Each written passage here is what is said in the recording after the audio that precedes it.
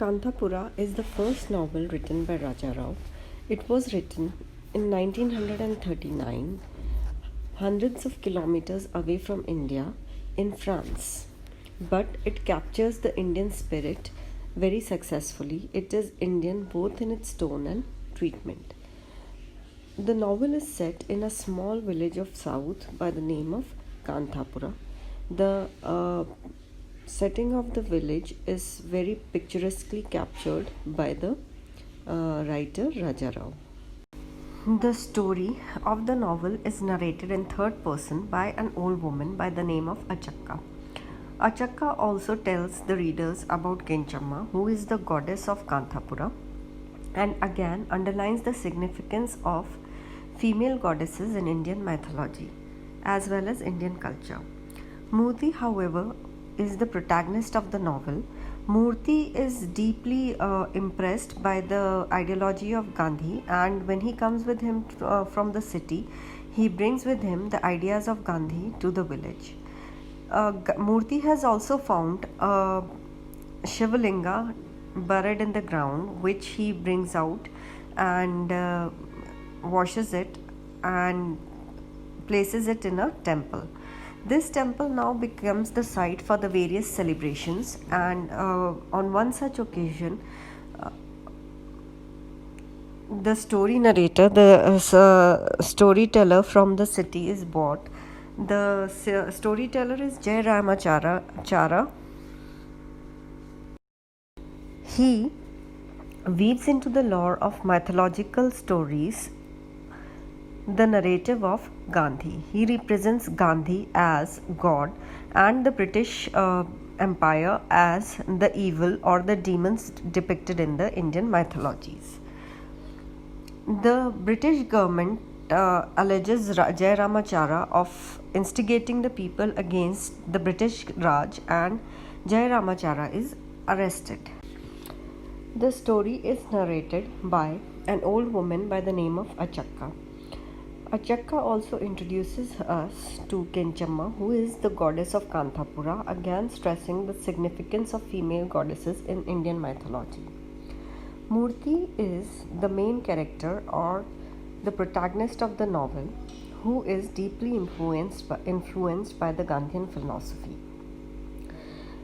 Murthy has come across the Gandhian philosophy when he was in city, and he brings with himself to the village the ideology of Mahatma Gandhi.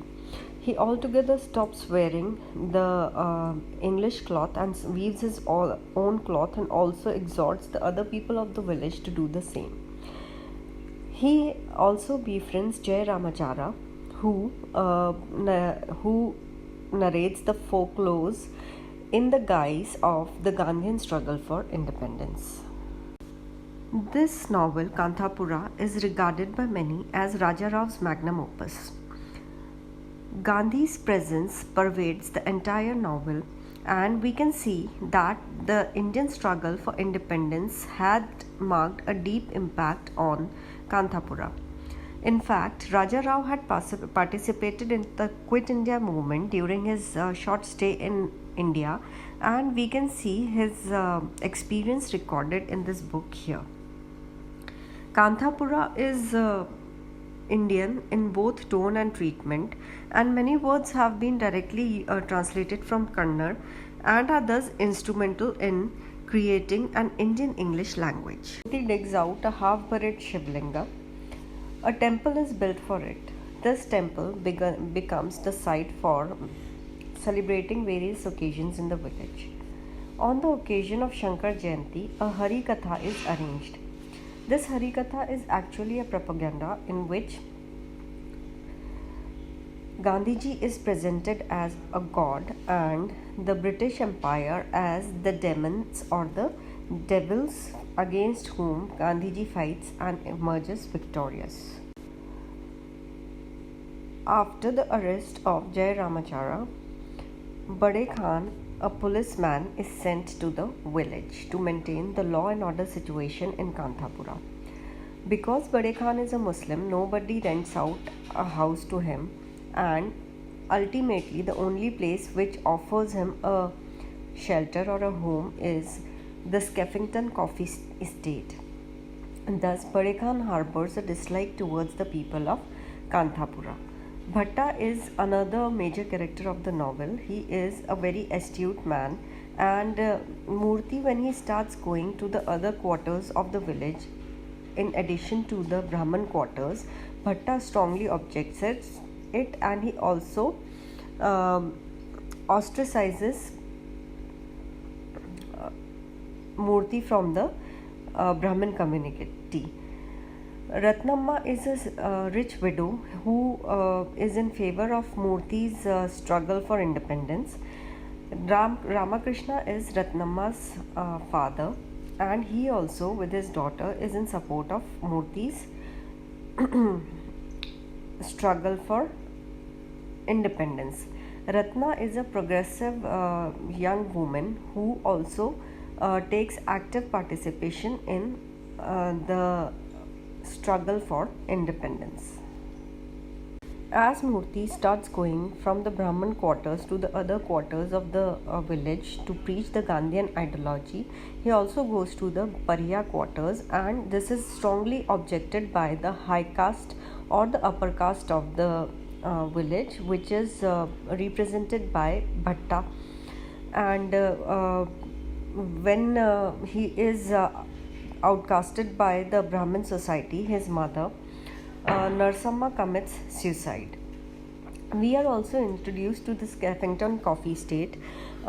It was earlier maintained by Hunter Sahib, who was very cruel and who used to beat the coolies, who were majority of them very poor Indians, who are in like a bonded laborer at the Skeffington Coffee Estate. Hunter Sahib is followed by his nephew, and he does not corporeally punish the villagers, but he sexually abuses their females. Murthy forms a Congress committee of Kanthapura, the Kanthapura Congress Committee. Range Gowda is elected as the Patel of the village.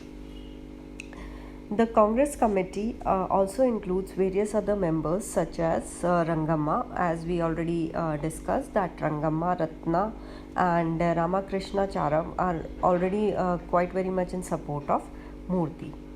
A Sevika Sangh is also formed by Rangamma in the village of Kanthapura to support the Indian struggle for independence. He announces the Dandi March, and parallel to it, a non-cooperation movement is started in Kanthapura as well. A parallel government is formed in Kanthapura. Range Gowda is elected as People's Patel. The people here then, in a surge of outrage, picket Boranna's study booths.